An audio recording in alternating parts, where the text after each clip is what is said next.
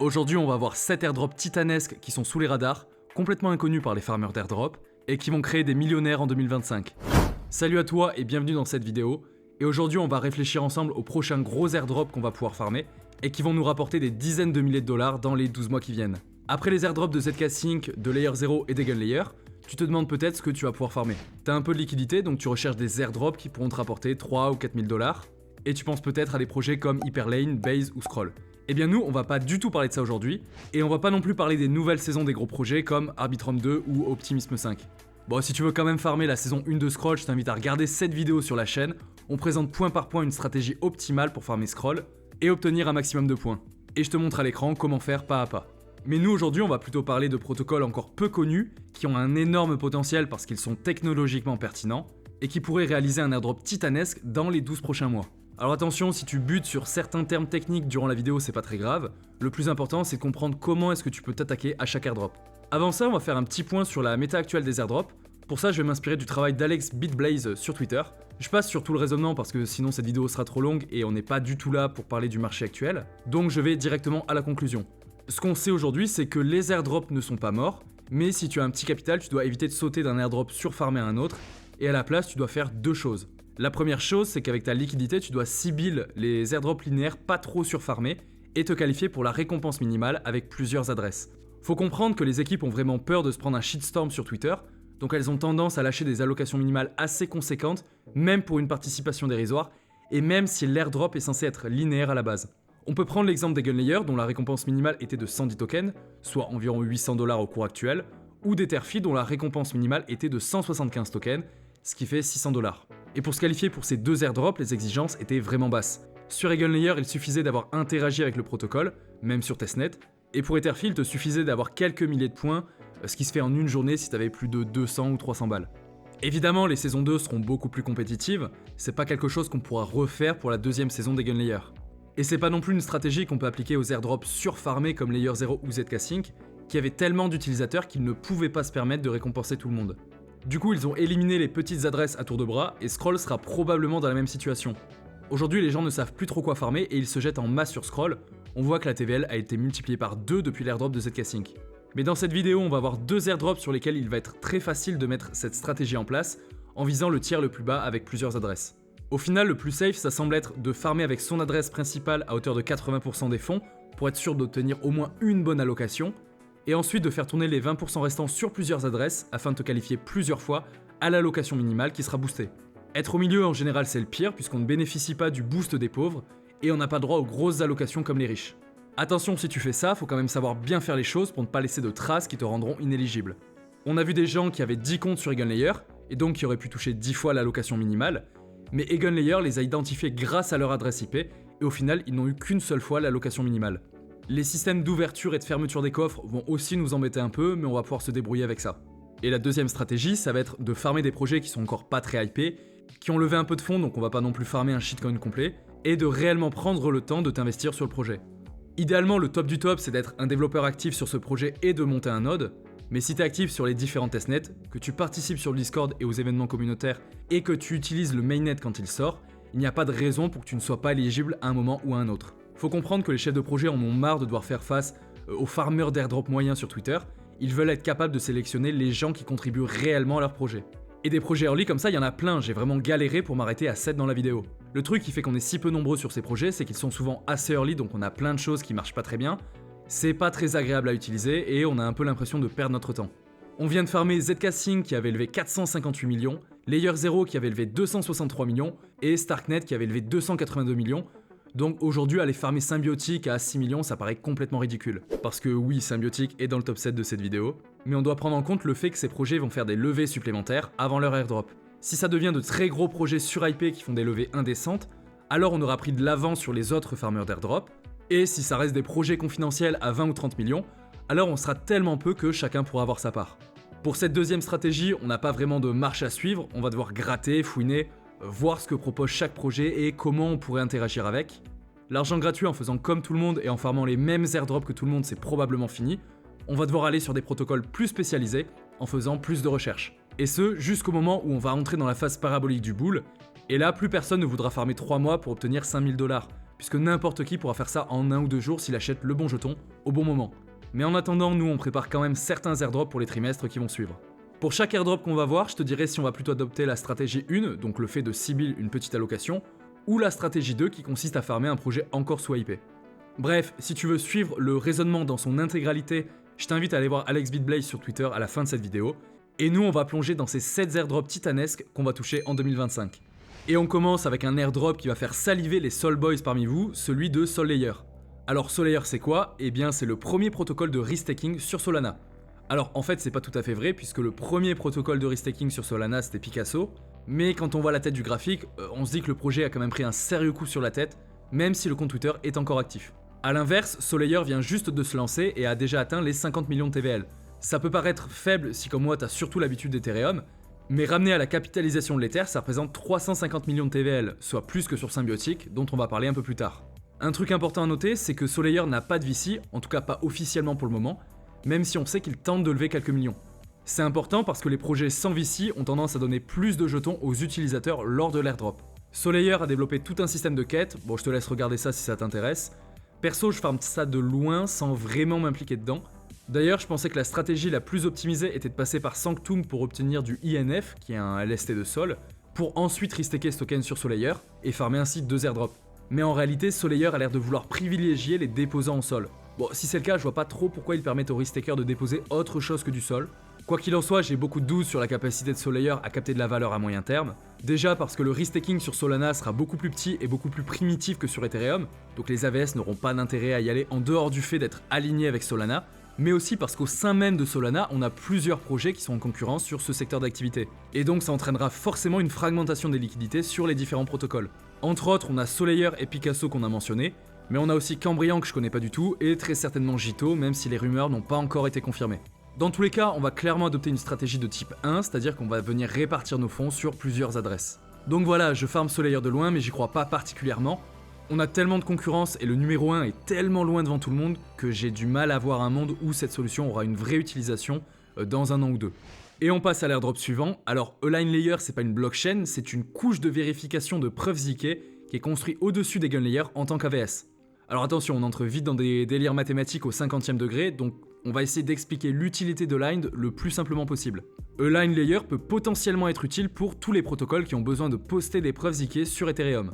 Bon, comme tu le sais, l'intérêt d'un roll-up, c'est de réunir plusieurs transactions en une seule opération sur Ethereum, afin de gagner en frais et en rapidité.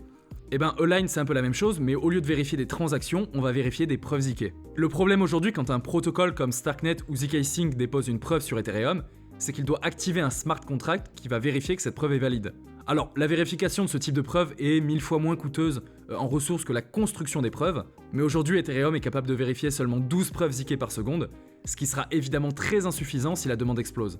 Donc si on a une forte demande sur Ethereum pour de la vérification de preuves ZK, cette demande sera obligée de se diriger vers des solutions alternatives comme Aligned, qui promettent des frais de vérification 10 fois inférieurs à ceux d'Ethereum. Niveau vitesse, Align prévoit de s'approcher des 850 preuves par seconde, en parallélisant les calculs et en réunissant un grand nombre de preuves dans une seule grande preuve ZK, qui sera ensuite vérifiée sur Ethereum. Les énoncés des preuves sont ensuite déposés au choix sur Celestia, sur Egundier ou sur Avail, qui rempliront là leur fonction de couche de data availability. Attention par contre, Align n'est ni une L2 ni un rollup, en fait c'est même pas une blockchain à proprement parler, c'est simplement une sorte de couche de vérification. Alors côté VC, Align a levé 23 millions chez des très gros noms comme Bankless, Starkware, Sriram Kannan qui est le fondateur des Gunlayer, ou encore Sam de Node Guardian. Bon et concrètement, est-ce qu'il y a de la place sur le marché pour quelque chose comme Align ? On dirait que oui, puisqu'ils devraient offrir leurs services à des protocoles déjà bien connus comme Swell, Kakarot ou zkLink. Bon, tout ça c'est très bien, mais nous ce qui nous intéresse c'est le token.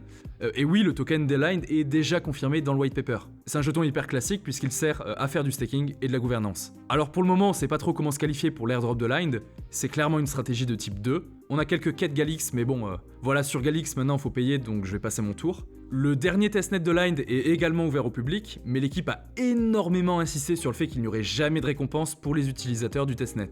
Et c'est pas comme la plupart des protocoles qui font un petit peu semblant pour essayer de masquer l'évidence, non, là les mecs ont vraiment insisté. Ils ont également annoncé que le mainnet allait bientôt arriver, mais ça pourrait prendre plusieurs mois.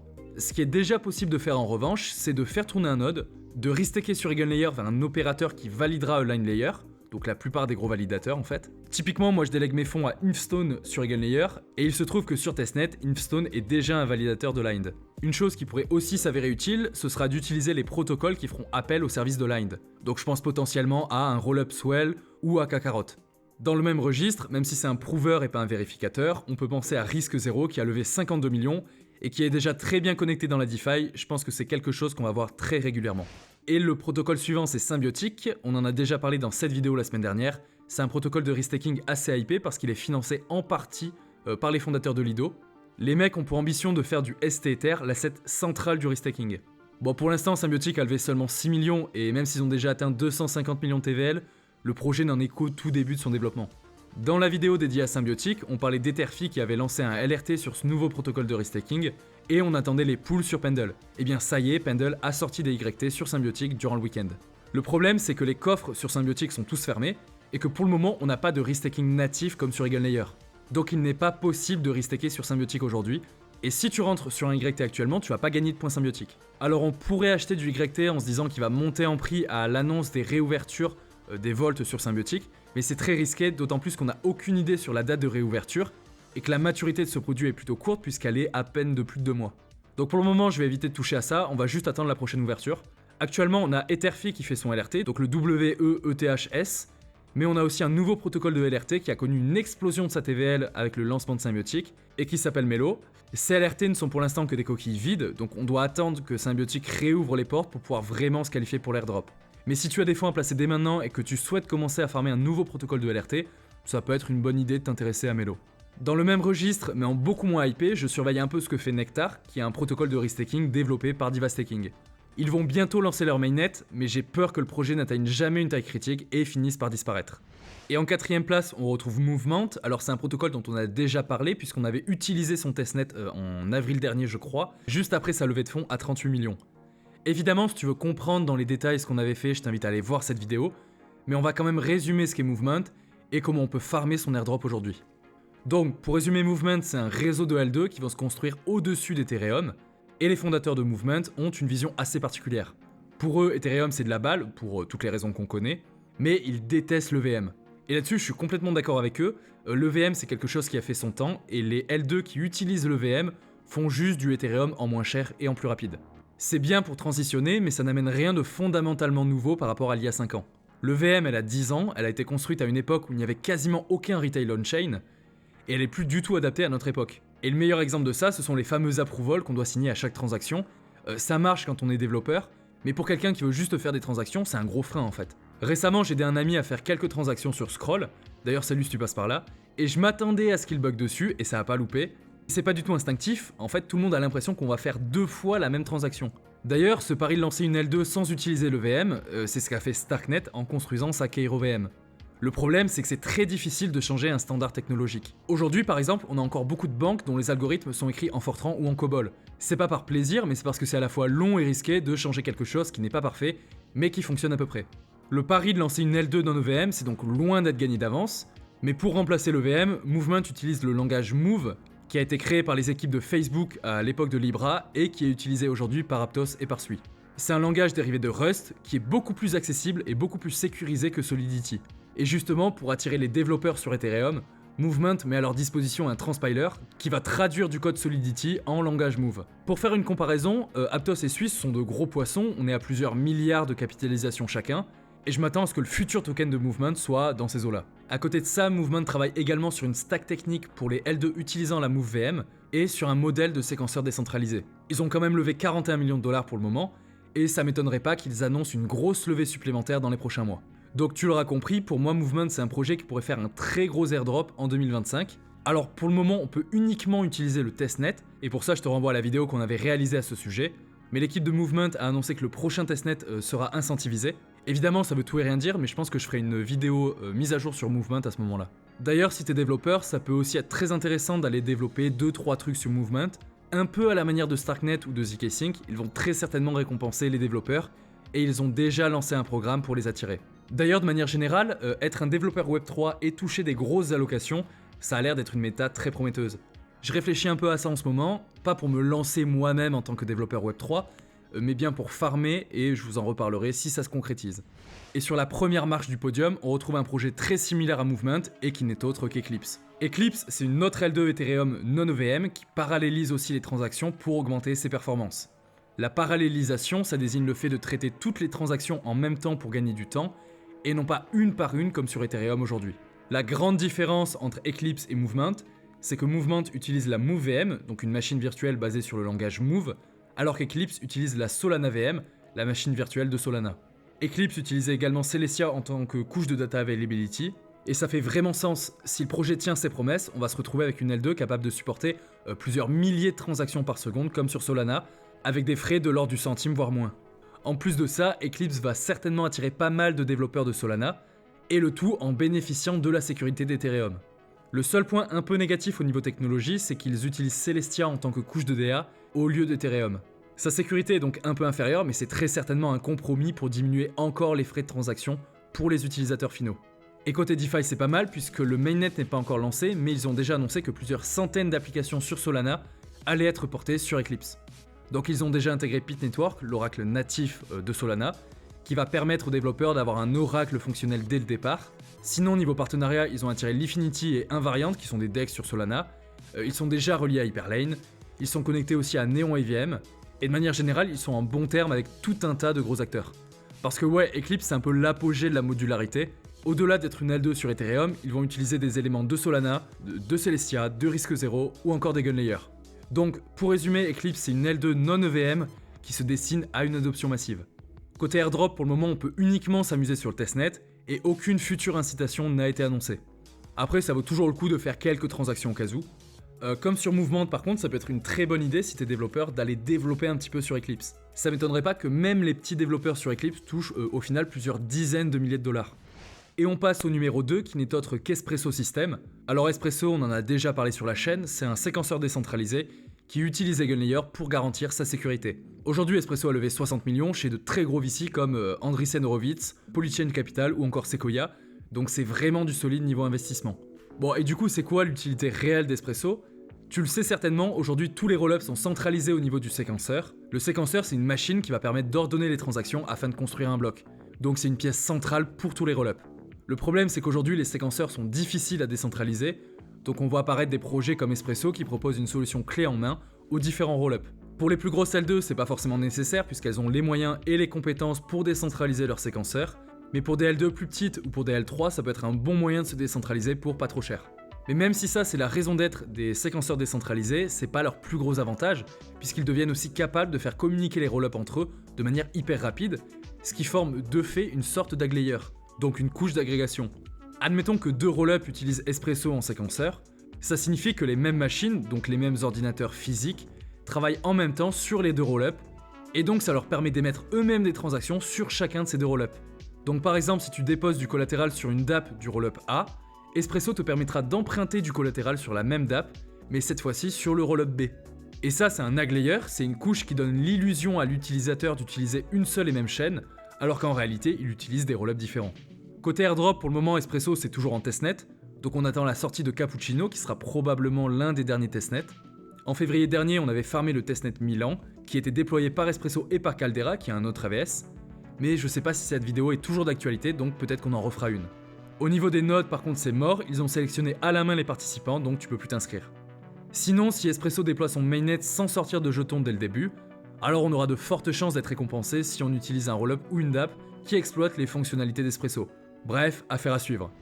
Alors là, on touche un très gros poisson, et ce gros poisson s'appelle Zama, et paradoxalement, on n'est vraiment pas sûr qu'on aura un token Zama, mais si jamais ils font un airdrop, ce sera certainement une bombe atomique. Zama aujourd'hui c'est une entreprise basée en France qui fait de la recherche et qui travaille sur les technologies FHE et qui fait du B2B, donc elle s'adresse uniquement aux autres entreprises. Dans ses clients on compte des projets encore peu connus comme Phoenix qui est une L2 qui utilise les technologies FHE développées par Zama, ou encore Inco Network qui est un AVS d'Eigenlayer. Si tu veux en savoir plus sur Zama et sur les technologies FHE, je t'invite à regarder cette vidéo de Victor qui est certainement l'une des meilleures vidéos crypto francophones de cette année. Elle dure 40 minutes donc c'est un peu long, mais il revient sur ce qu'est la Fully Homomorphic Encryption, donc le chiffrement totalement homomorphique en français, et il développe beaucoup sur Zama qui est l'entreprise leader dans ce domaine à l'échelle mondiale. Pour te faire un résumé rapide de ce que sont les algorithmes FHE, ce sont des algos capables de réaliser des opérations avec des données chiffrées sans jamais avoir à les déchiffrer. C'est quelque chose qu'on arrivait déjà à faire dans certains cas de figure hyper spécifiques, comme par exemple l'algorithme RSA qui permet de chiffrer ses communications, mais là on généralise ça à toutes les opérations. Donc c'est hyper intéressant si on veut protéger sa vie privée, dans des cas de figure comme l'IA, les communications et bien évidemment la blockchain. Typiquement avec les technologies FHE, on est capable aujourd'hui de construire sur Ethereum un token dont on ne connaîtrait pas les balances par adresse. Moi je suis vraiment très hypé par cette technologie, en fait c'est le truc qui me hype le plus depuis Eigenlayer et le risk-taking. J'ai un peu l'impression d'avoir trouvé un nouveau jouet, mais cette fois-ci on rentre beaucoup plus dans l'aspect mathématique, alors que le risk-taking c'était plutôt de l'infrastructure. La seule chose qui me fait douter, mais il y en a toujours une, c'est qu'en général les spéculateurs s'en fichent complètement de la protection de la vie privée, c'est pas quelque chose qui est valorisé par le marché. Après ça reste un gros plus, et si les incitations économiques sont bonnes, j'ai pas de doute sur le fait que la hype suivra. Côté token sinon, a priori Zama ne devrait pas avoir de jetons puisque c'est simplement une entreprise qui apporte son expertise à certains projets qui ont besoin des technologies FHE. Mais alors du coup, pourquoi est-ce que je le mets en premier dans la liste des airdrops à farmer ? Eh ben, si on y réfléchit bien, une entreprise qui fait du B2B pour aider des roll-up à se lancer, qui fait de la recherche dans un secteur hyper pointu des maths et de la cryptographie, très lié à la protection de la vie privée, et qui est à la pointe mondiale dans son domaine, est-ce que ça vous rappelle quelque chose ? Parce que moi, ça me rappelle très fortement Starkware. Pendant plusieurs années, Starkware, c'était juste une entreprise qui faisait de la recherche et du B2B avec des roll-up Ethereum, notamment DYDX, Sorare ou Immutable. À ce moment-là, ils n'avaient aucune envie de construire eux-mêmes un roll-up sur Ethereum. Et lorsque Starkware a décidé de faire un airdrop de jetons Starknet, les utilisateurs de DYDX, Sorare, etc. ont été éligibles à l'airdrop. Alors, on n'était pas sur des très grosses sommes, c'était environ $200 par personne en moyenne, mais leur allocation était plutôt conséquente avec 10% de l'airdrop total. Donc peut-être que Zama n'aura jamais de jetons, et dans ce cas-là, on aura juste farmé les projets qui en sont clients, comme Phoenix ou IncoNetwork, mais dans le cas où Zama finit par sortir une solution crypto, on sera certainement éligible à un airdrop si on utilise les protocoles qui sont sortis grâce à Zama. Ceci dit, actuellement, Zama n'a pas du tout l'air de vouloir sortir quelque chose de farmable pour nous, et même s'ils finissent par le faire, je crois pas qu'on verra quoi que ce soit avant 2027 ou 2028. Alors certes, ils ont levé 73 millions et les investisseurs s'attendent à un retour sur investissement, mais ce retour pourrait tout à fait se faire sous la forme de dividendes. C'est pas parce que Zama est une entreprise qui travaille sur de la crypto qu'ils sont obligés de lancer un token pour faire plaisir aux VC. En tout cas, on risque d'entendre parler de plus en plus de Zama et des technologies FHE à l'avenir. Moi, c'est typiquement le genre de technologie que j'aime bien, donc je vais certainement tester ça dans les prochaines semaines. En fait, là, on sort complètement du côté spéculation, finance, etc. et on va véritablement faire de la cryptographie. En attendant, j'espère que cette vidéo t'a plu et t'a donné quelques idées d'airdrop qu'on pourra toucher en 2025.